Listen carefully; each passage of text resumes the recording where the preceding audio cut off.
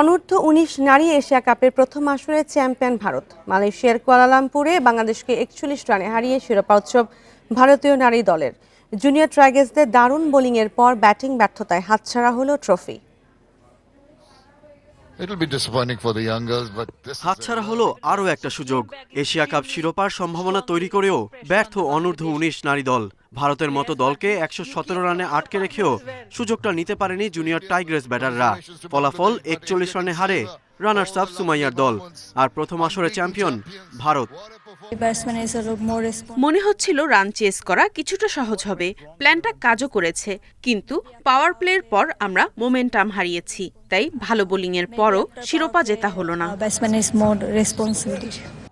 Toss হেরে ব্যাটিংয়ে নেমে নড়বড়ে শুরু ভারতের। তৃষা কামালিনীর উদ্বোধনী জুটিতে আসে 23 রান। পঞ্চম ওভারে ফারজানার বলে কাটা পড়েন কামালিনী। সে ওভারেই সানিকাকে হারিয়ে চাপে পড়ে ভারত।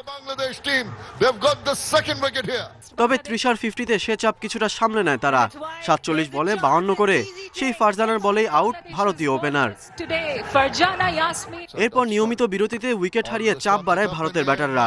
শেষ দিকে মিথিলার 17 ও আয়ুষীর 10 রানে 7 উইকেট হারিয়ে ভারতের সংগ্রহ দাঁড়ায় 117।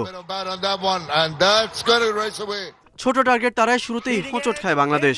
দ্বিতীয় ওভারে 0 রানে জশিথার বলে আউট ওপেনার ইভা। অধিনায়ক সুমাইয়াও ইনিংস বড় করতে পারেননি, থামেন 8 করে। শুরু থেকেই কিছুটা দেখে শুনে ব্যাটিং ছোঁয়ার। তিনি 18তে আউট হলে 3 উইকেটে 55 রান নিয়ে তখনও ম্যাচ বাংলাদেশের পক্ষেই ছিল। এরপরই ছন্দপতন।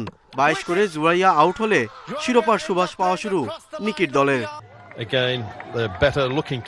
21 রানে শেষ 7 উইকেট হারিয়ে সুযোগ হাতছাড়ার আরেকটা নজির বাংলাদেশের মেয়েদের। Galib Hasan, Independent news.